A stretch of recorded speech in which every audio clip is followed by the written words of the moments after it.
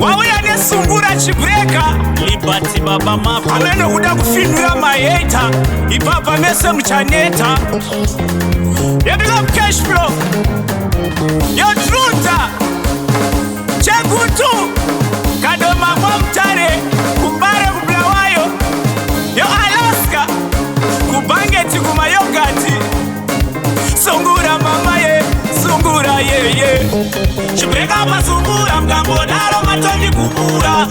chibreka pa sungura mgambo daro matoni kubura matoni kubura matoni kubura matoni kubura matoni kubura kariba pa ZV kariba pa Top Dollar Jonanga Matura Eldorado by Yolanda Bawa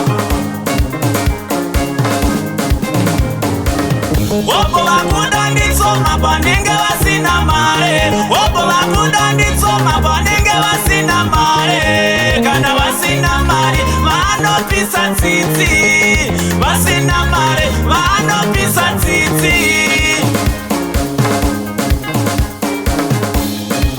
Kuche kutuba kati Kuche kutuba skies Pache kutu amzi Kadoma ba odisi chibreka pa sungura mgambo daro matoni kubura chibreka pa sungura mgambo daro matoni kubura matoni kubura matoni kubura matoni kubura matoni kubura Pachinoi pa msimba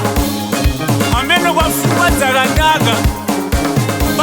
Tuze pa Lion Pride Tozoka zetu mutona ziba 24 hour One bengire pa city ne power Dowa mungetsanga mitsi Ngoma zangu ndazika mitsi Nabo musandi pananizi Aiwa musandi pananizi Dowa mungetsanga mitsi Ngoma zangu ndazika mitsi Nabo musandi pananizi Aiwa musandi pananizi Matoni kumbura Matoni kumbura Matoni kumbura Matoni kumbura Matoni kumbura Matoni kumbura Matoni kumbura Ukachezera maimiro hangu inini pamumanzi unonyara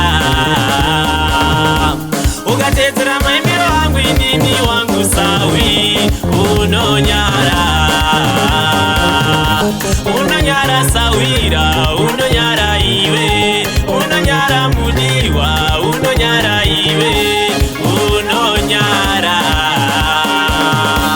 unonyara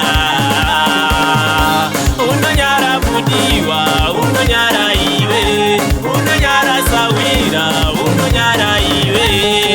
unonyara